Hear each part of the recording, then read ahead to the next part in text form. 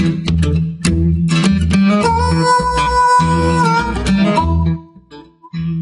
are some problems that you don't want to become so focused on something that can't be solved that you lose track of what's pragmatic or what makes sense. And so that is sort of my philosophy as a person in the government in terms of, and especially a person in a regulatory capacity. And one of the reasons I think Diane hired me was that she has that very same perspective. So she and I are on the same page with that.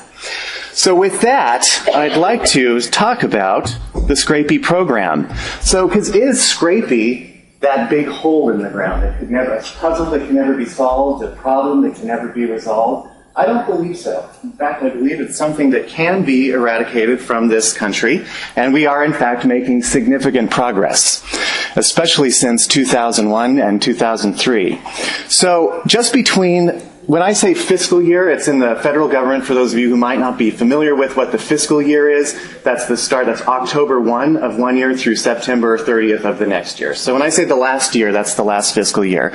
So in the last fiscal year, between FY 2008 and 2009, we had an 8% decrease in the percent positive blackface sheep sampled at slaughter. If you go back to 2003 through 2009, that's an 81% decrease. And again, as you'll see in the slide a little bit further on, the blackface sheep, that's the group that has the highest prevalence or percentage positive sheep in them. And in just that 1 year, from FY 08 to FY 09, we saw 38% fewer newly identified infected and source flocks. So to give you kind of a graphic demonstration of what we've done, back in about 2001 to 2003, when our new regulations came in to play, of course we would expect to start seeing an increase in how many new infected and source flocks we would find. You start searching for something with greater impact, you're going to start seeing more. And then the nice thing that we're seeing is that we're seeing a nice effect of dropping down those new source and infected flocks that are showing up. And to give you an idea of where those flocks are found, mostly in the Midwest. That was in FY 2009 when we had those 38. And again, we've only seen 4 so far in the first almost half of FY 2010 at this point. So, although you might ask yourself the question, well, okay, so you're finding fewer infected flocks. Well, does that, and source flocks, does that mean that all of the others before then are still unresolved? No, actually. As of January 31st, we only have 11 with an open status, or those that are still needing to be resolved. So, and I knew this was going to be a little dark. But, so confirmed cases. In 2009, there were 78. Which in itself was a nice drop from previous years. 41 of those were field cases. So a field case means that a veterinarian, one of 2 scenarios. A veterinarian was called out because an animal was showing clinical signs, or a field case is a traceback as a result of one of those investigations. And then 37 were from the Regulatory Scrapie Slaughter Surveillance, or RSSS. And just to get an idea, in the room, how many of you are familiar with what RSSS is? Okay, so I will make certain to put a little bit of an explanation into that when I get to those numbers. And in 2010, so far we've only seen 24 cases. 14 are field, and 10 of those are RSSS cases. And I'll point out that of those 10 RSSS cases, 3 are NOR98-like Scrapie cases, and 1 of the field cases is a NOR98-like. So we've really only seen 20 classical Scrapie. And I'll talk about why that's important in just a few minutes. So, goats.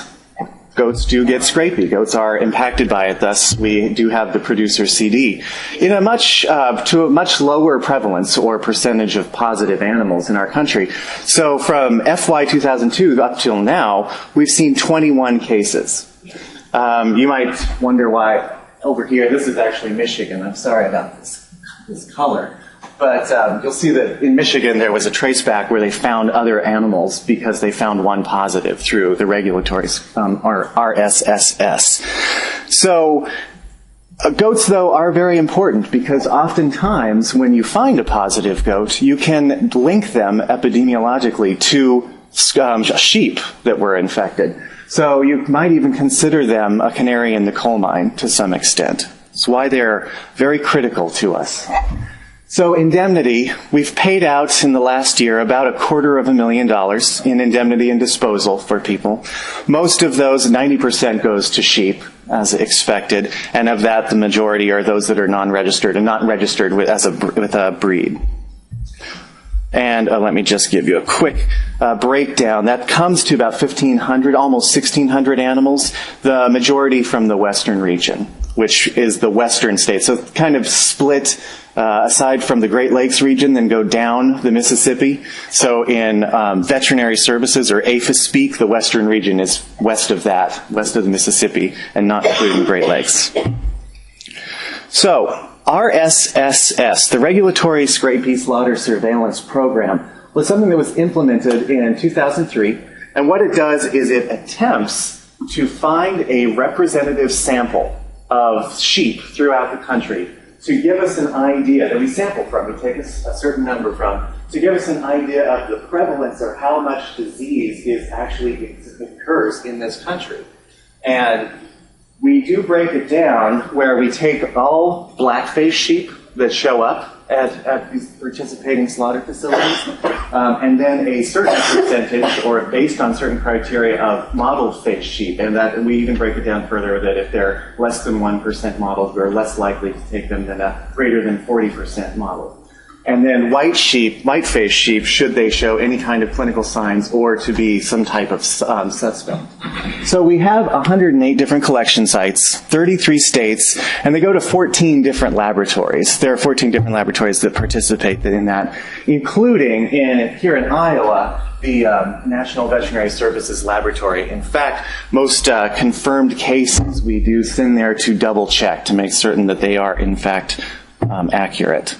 So, collected by month, what typically happens is that we've caught, this is from 2009, these bars, is that we kind of catch up near the end of the year. So this year we tried to come out of the gate a little bit faster, and we've actually so far collected about 15,184 samples.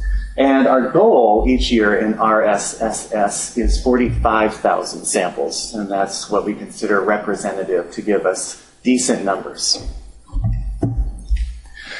So this is by state of collection to give you an idea of where the samples are actually being collected. As I said, it's collected in 33 different states. A majority of them are collected in Indiana. That's because of the Remington collection facility, as well as we also see quite a bit in Kentucky, Michigan, over sort of on the East Coast with Jersey and Delaware, and out in Utah. But that doesn't represent necessarily the states where this tag of origin of these animals. That is more representative because we do attempt to get a sample from each state. We have a list that can be found in our National Scrapie Surveillance Plan that talks about how many samples we want to take from a state each year. And that's a floating number, because we try to take into account any kind of data that we have about that state. So it might fluctuate a little bit for each year. Now, in 2009, this is where the state of tag origination, this is where the positives came from, again, with an emphasis on the Midwest. But you'll notice, if anybody caught this, that when I was talking about some positive cases, there were actually, in 2009, there were a couple of positive cases in New Mexico. And they're not shown here, and that was because their state tag of origin did not indicate New Mexico, but when an investigation was done, we were able to trace them back to New Mexico. All right, so this is to give you a basic idea of the percent of the targeted coal use that actually do get sampled. So which of those states are we actually getting the full amount of the expected coal use? And that's part of our state calculation. We say, how many do we think are going to go to slaughter? And based on that, what is the number that we're going to take from them? What are the stars? Oh, the stars are, that's a state with an RSS collection site. So kind of going back to one of the previous slides. So, as again, like I told you, we do look at specifically, as we separate the population that we're looking at because we found that there's a higher prevalence in the black-faced sheep. And so originally we were taking an awful lot of samples from white-faced sheep. And the prevalence, or the percent of white-faced sheep that had the disease, is significantly less in the white-faced than it was in the black-faced sheep. So we switched our tactic to taking all blackface and then a certain percentage or a certain number of the less likely candidates. And so that's why you'll see this sort of jump to where we're getting more blackface that are being taken. As a result, you can see, based on the years, that these are the white face as well as the mottled face, and this shows the black face. So again, back in 2003, this was the discrepancy, this huge discrepancy between the rates or the prevalence in blackface versus the white and the mottled. And as we targeted our samples more toward the blackface and then began eradicating it from that population, it has successfully dropped down. So now where we're getting to the point where we're going to have to shift our sampling strategy as we get closer and closer to where we know that the prevalence of Scrapie in blackface sheep is approaching that of the mottled in the whiteface. So a nice indicator that our targeted population is successfully, the disease is successfully being eradicated from that group. And this is, again, to just reinforce that, a rolling percent of the positive black whole-face sheep at slaughter. So again, that little bump in FY04 as we started looking for more, and there was greater compliance, and then it starts dropping down quite nicely. And again, one of our big things is when we find a positive, can we trace it back to its herd, its flock of origin, and possibly even at the source flock. And we found that near the beginning, we were getting less than 80% that we could trace back. And we have been improving that. And in fact, in FY09, we shot about 90%. And in FY 2010 right now, we can't quite get that number because we have many pendings where we're still there are investigations still going on. The goal is certainly to get well above 95% so that when a positive is found, you can go back. The ideal is, of course, 100%. Trying to be realistic, it might not ever reach 100%, but the goal would be that in any time we found a positive, that we'd be able to find any flock that positive animal might have infected. So, in 2010, we have 10 positives through the regulatory, the RSSS, and again, 4 of those were NOR 98-like cases. 3 of those 10 sort of successfully traced back to flock of origin, so we've found those 4 newly discovered infected and source flocks that we were talking about. And I need to correct myself here. I just tricked myself this morning, thinking that I had put in 3 incorrectly, but it is only 3 of the RSSS are NOR 98-like cases, because 1 of the 4 is a field case. I'll tell you about that case in just a second. And this was a slide specifically for Cindy Wolf, because Diane told me that she always asks for these numbers, but I'll give them to you because I'm sure you will like them as well. So the National Agriculture Statistics Service oftentimes has slightly different data than what we have in our national Scrapie database, because we have a separate database that tries to keep track of premises, gives the premises their IDs, which I'm sure you're quite familiar with. And so this is just to show a little bit of that discrepancy. So we have about 83,000 sheep premises reported by NASS, and this is 2007 data. And 99% of those are actually assigned a flock ID in Veterinary Services Scrapie National Generic Database. And 144 goat premises are reported by NASS, but only 44% of the assigned flock ID numbers are in the database. So overall, of the 152,000 premises found in our database, 70% have been assigned official Eartags. And this says 2007 census data, that's the NASS. There was a report that came out in February from NASS that talked about sheep and goat farms, When I read through that, it was noting that there were about 82,000 sheep premises that they were seeing and 150,000. So an increase in goats since 2007, a slight decrease in sheep. And again, those are numbers that's from the Statistics Service. All right. And this is to give you an idea that we would like to get closer to these being uniform with one another. That's an ongoing challenge to make certain that those that are listed in the database do have official ear tags. All right. This is sort of a picture to give you an idea of how across the country those two numbers kind of come together. So the premises that actually have identification numbers, and the majority of states for sheep premises, greater than 95% in the majority of states, actually do have ID numbers.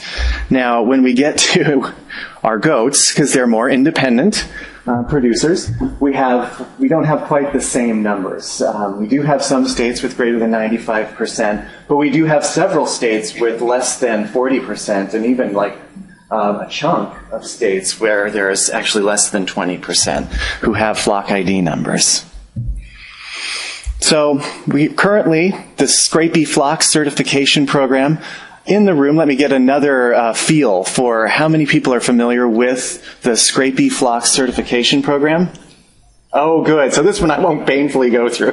Looks like all of you are familiar with it. Excellent. So our current status, 1,700 enrolled flocks. So that's a fairly small number when you consider all of the different flocks or premises around the country. It's an important, very important program, but it is one of, you might want to consider, one of 6 prongs in our approach. So it is not the major one, but it's a critically important one, and it would be, ideally, it'd be terrific if we had 100%, but that it would be a big challenge. And of course that has, if you go down, we have currently 51 export monitored flocks in the country, which then is something recognized in the OIE as a free flock. Helps for export of those live animals. So these are the breakdown of their different statuses, if you sort of similar information from the previous slide. Now I want to quickly go to, not quickly, but I just want to go a little bit more in depth into NOR 98 like Scrapie, because you might have been seeing a little bit more of this discussed in the media or on the internet. So nicely, last year, the OIE, and I know they mentioned this yesterday, but another feel for the room. How many people are familiar with what the OIE is and what it can do? Okay, good. So yes, a standard setting body that can both tell you what types of tests are valid for checking for the presence of a test, but also for how you can regard trade restrictions or trade concerns based on certain transmissible diseases. So they determined that based on the evidence from what's come out of Europe, the Falkland Islands, the United States, and even now Australia, that NOR 98, like Scrapie, is distinct from classical Scrapie.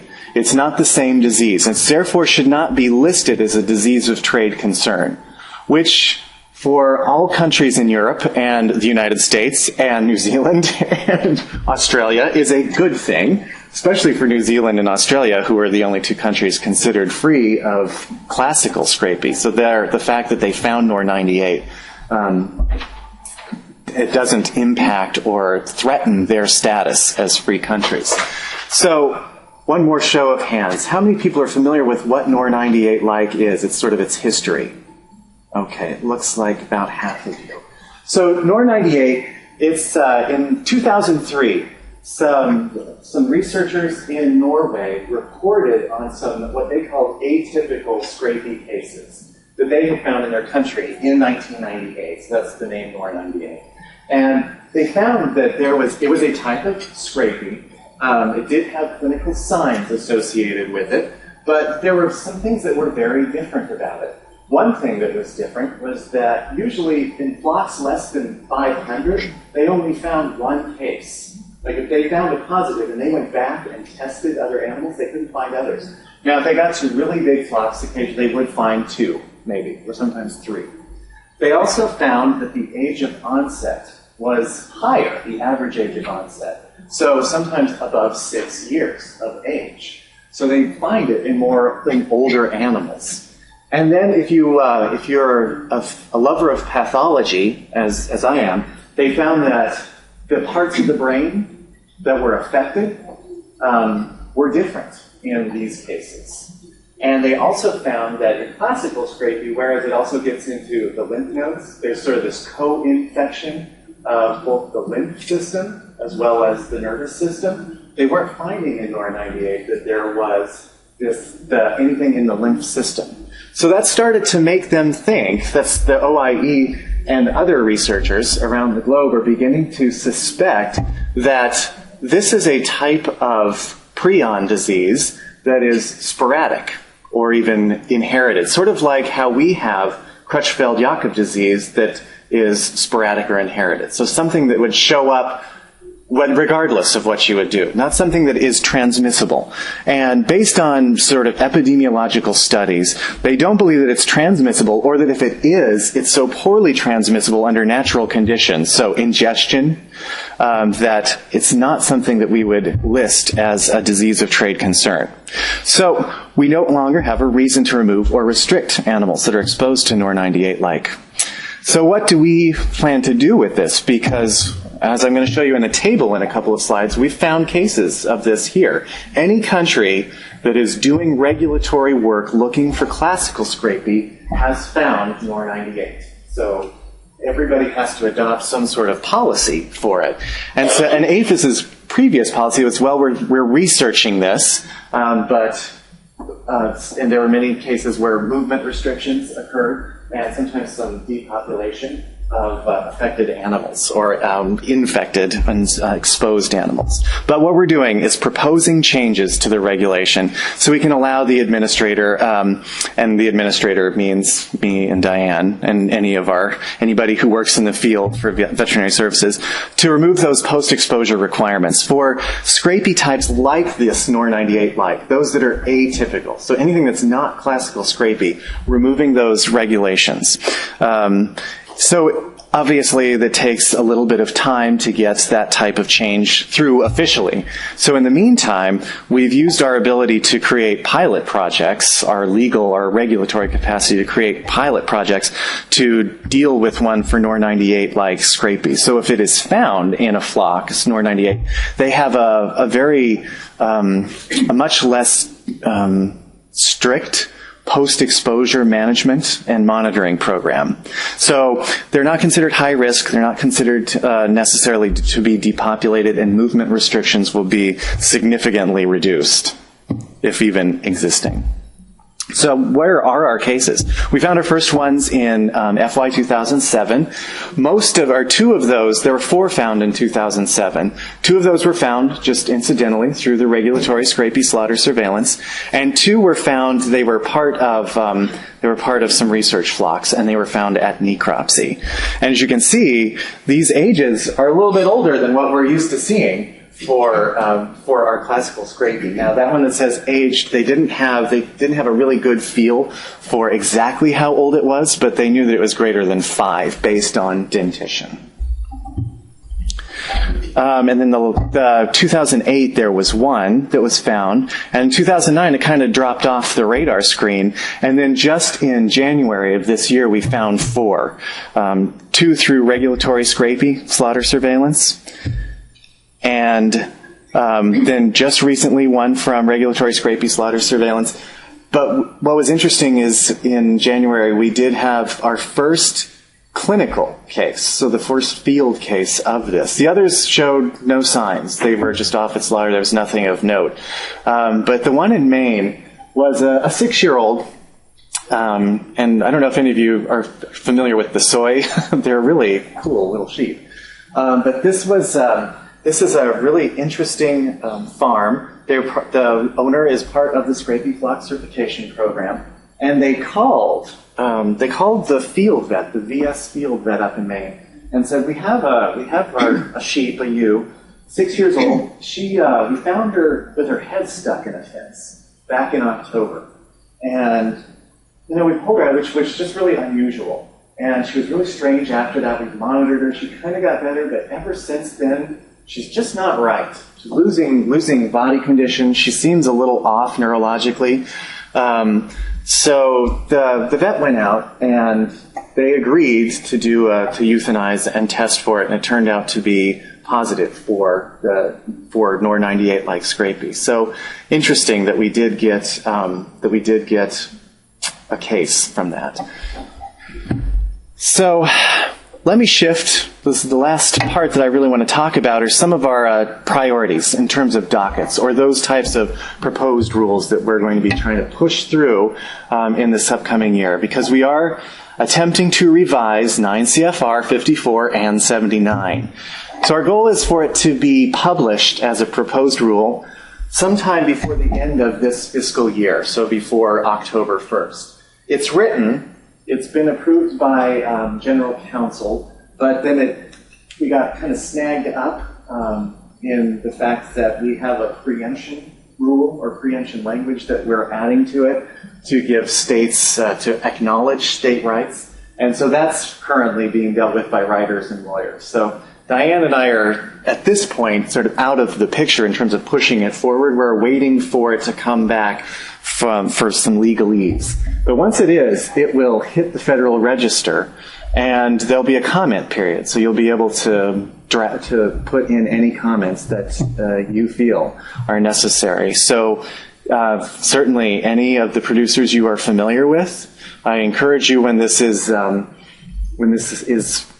published as a proposed rule to get your producers to look through it and make comments as they feel necessary. We love to hear the pragmatic and practical input from people who are actually out there raising sheep and goats. It's important.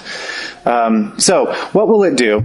So it'll relieve requirements for sheep and goats exposed to certain Scrapie types, like as I was mentioning, like such as the NOR98 that don't pose a significant risk of transmission. It increases flexibility in how our investigations can be conducted, and it adds a genetic-based approach to the regulation. So it will actually formalize that more. So, could you explain what those last two mean? Sure. So, let me think through. Well, so the genetic-based approach to regulation, we currently look for, we found that there are certain genotypes, which you may be familiar with, that are less susceptible and in fact may have significant resistance to classical Scrapie. They don't by chance happen to have the same sort of resistance to this NOR98, but they do. And so what we're attempting to do is to put into the regulations that those animals that have greater resistance based on their genotype will have less movement restriction applied to them. So that when you go back to a flock and you find a positive through the regulatory Scrapie surveillance, through the slaughter beds, and you go back to the flock and you find how many of them have a susceptible genotype. And if it happens to just be 5, they have 30 sheep, and only 5 of them happen to have the susceptible genotype. Those are the ones that you would indemnify and test and check for that, leaving the others free so that we don't have to go through and do just a random full depopulation.